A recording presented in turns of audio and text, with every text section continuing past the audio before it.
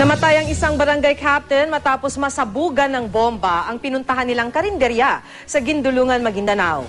May 3 kabataang di nasugatan, kabilang ang anak ng kapitan. Hinala ng misis ng napaslang na opisyal, may bahid ng politika ang pambobomba. Makibalita tayo kay Jennifer Solis. Tad-tad ng mga tama ng shrapnel ang sasakyang ito matapos masabugan ng improvised explosive device sa tapat ng isang karinderya sa Gindulungan, Maguindanao.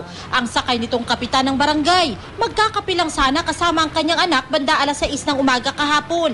Hindi pa sila nakakababa ng sasakyan nang makarinig ng malakas na pagsabog. Namatay ang opisyal sa dami ng sugat na tinamo sa katawan. Nasakta naman ang kanyang 14 na taong gulang na anak. 2 pang bata ang nasaktan sa pagsabog. Ang isa sa kanila nahulog mula sa isang duyan nang maputol ang lubid dito matapos matamaan ng shrapnel. Tinamaan naman ng bahagi ng bomba sa dibdib ang isa pa. Hindi pa alam ng pulisya kung sinong naglagay ng bomba sa lugar.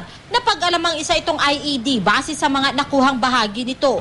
Patuloy ring inaalam ng pulis ang motibo sa pagpapasabog. Pero ang byuda ng napaslang na kapitan, malakas ang paniniwalang may bahid politika ang insidente. Nauna kasi rito, binaril din ang kanyang anak noong Oktubre ng nakaraang taon.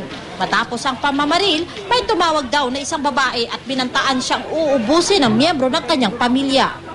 Sabi niya, pwede ba kausapin mo yung asawa mo na maghinto na siya sa ng politika? Sabi niya, kung hindi maghinto yung asawa mo, yan tingin, maubos kayo. Inaalam din ngayon ng mga otoridad kung may kinalaman sa papalapit na eleksyon ang pagpapasabog. Jennifer Solis, Nagbabalita, Pilipinas.